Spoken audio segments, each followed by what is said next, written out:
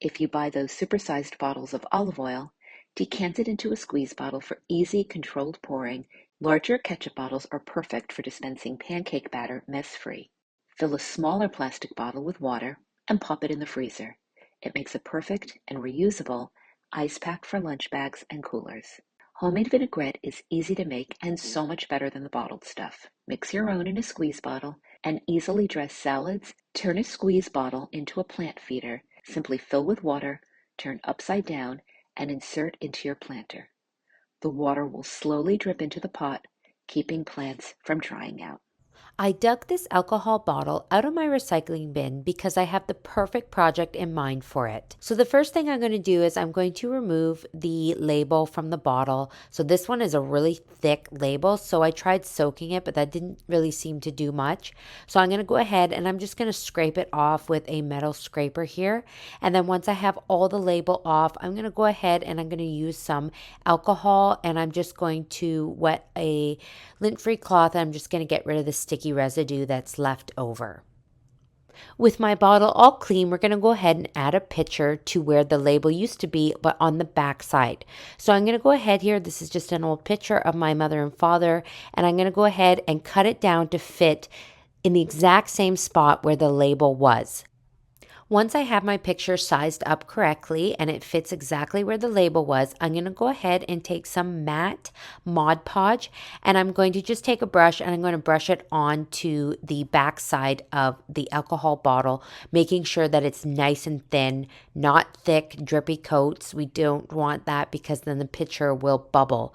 So I'm going to go ahead, once I have it nice and even, I'm just going to place my picture face down into the Mod Podge, and then I'm going to take a scraper and I'm going to smooth down the picture, removing any air bubbles. I let that set for a good 2 to 3 hours, and then I'm going to come in with some just plain white chalk paint, and I'm going to paint my entire back side of my bottle. And then for the front side, I want to make sure I leave a little window here so we can see the picture in the back. So I'm just going to tape it off with some painter's tape and then continue painting around the entire bottle, leaving the window open. I let this chalk paint dry overnight, and then now that it's nice and dry, I'm going to go ahead with some transfers here from Dixie Belle, from their Bells and Whistle line, and I'm going to transfer some nice orchid designs here onto my bottle. So I'm just going to frame out the window portion here, just rubbing these on. These are really easy to apply. You just get the little scraper that they give you in the box, and you just scrub over the transfer plastic sheet, and then you'll see it begin to lift off. So you can see there it's lifting away from the design. Once you see it lift away, you can pull the plastic transfer sheet off your design. And then I just repeated this process around the bottle, some on the sides here, and then working my way with a larger design up onto the top of the bottle. Then once that is complete, my bottle is set here, and I just placed it up here in my home. And as well, I just placed a nice taper candle in the top for a nice candle holder. This is great for like pictures of loved ones that you've lost, if you want to make like a little memorial for them. I just love this idea. There's so many possibilities. So I decided to take this DIY step further and do another idea. So I took these drinking bottles, and instead of a pitcher, I used some pages from a book that got wrecked. I managed to salvage a few of these pages, and I'm going to go ahead and Mod Podge them on in the same fashion. And then I'm going to paint around the pitcher, again, leaving a little window at the front of the bottle so that you can see the pitcher from behind. I'm going to cover these ones in black wax just to tone down the white paint a little bit.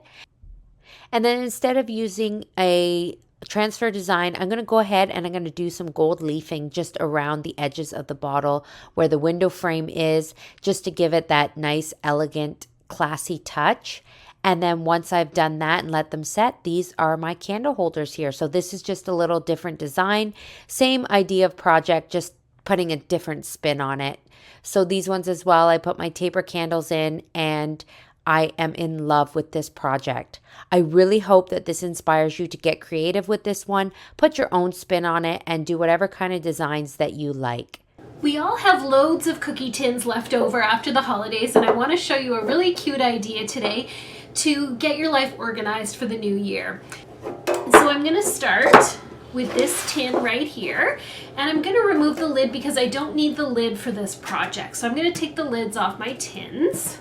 And I've made sure to already wipe out my tins and make sure they're nice and clean on the inside. For this project, I want to make my stripes going up and down on my tin. So you could do this either way. You could put it sideways or you can put it vertical, and I'm gonna go vertical today as I have enough to go right around my tin with this paper. So I don't need a very thick strip of this paper. I'm gonna unroll it, and most contact papers have grids on the back, so they're super handy to use. So I'm gonna cut my contact paper right about here, and all you need is a pair of scissors. When you're working with contact paper, it's always easiest to start at one side and not to peel the back off the paper all at once. This will keep it from sticking on whatever surface you're putting it on here. So I'm just going to peel the back off a little bit like this, and you can even press it down to fold it. Now I want to find the seam on my tin, which is right here, and I want that to be at the back. So I'm going to make that seam somewhat near to where the seam of my paper is going to be, just so that it hides that. I'm going to pull that back a little bit more, and I'm going to start right here and just place my tin right down on the contact paper. As I'm working, I'm going to pull this back a little bit more and just roll my tin along. You want to make sure it's even, so I'm just going to double check here. I want to start smoothing out my bubbles. Tins can have a little bit of ledges or the bottom on, and that's okay. Contact paper is usually quite pliable, so you can just push it and smooth it out as you're going. If you have a flat surface, you can also use a points card to just smooth it out or get a nice crease around those edges as well. Now we want to finish off the top and bottom, and what you're going to do is take a pair of scissors, and I'm just going to make some slits. I have to do them fairly close together because it's quite a big piece, so I'm just going to go right around my tin here with some slits. And then you want to start peeling these papers, pushing these papers down and under that bottom lip. And look how nice that is. We're getting a beautiful edge right along there, and you can just keep working around. And there you go, we've got our bottom finished, and you can just run your fingers around to make sure you have a nice crisp seam there and no bubbles. And we've got the whole bottom finished of our tin there. Now we want to do the same to the top. So again, we're just going to make some little slits along, just in case they do overlap. They shouldn't overlap as much on the top. You can start turning down your paper and just push it to the inside of your tin the same way we did on the bottom.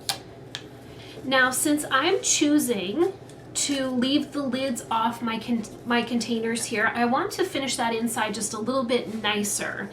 And we're going to use this piece on the inside of the tin like this to just finish off that edge and make it look really nice and finished on the inside. And this is going to be just a little bit thick for the inside, so I'm just going to trim off a little bit here. Just going to trim it down a little bit. If you were keeping your tins closed and using the lid, you wouldn't need to finish off the inside, but because I want mine to be open and I'm going to use them for organizing, I'm going to finish off that edge. If you want your tins to be closed though, you could do the exact same process on the lid of the tin, and then you can just slip your lid on when you're done. And what I'm going to do with this piece is actually roll it backwards. And this will just make it easier to work with when I'm putting it inside my tin. So I'm going to roll it right up here.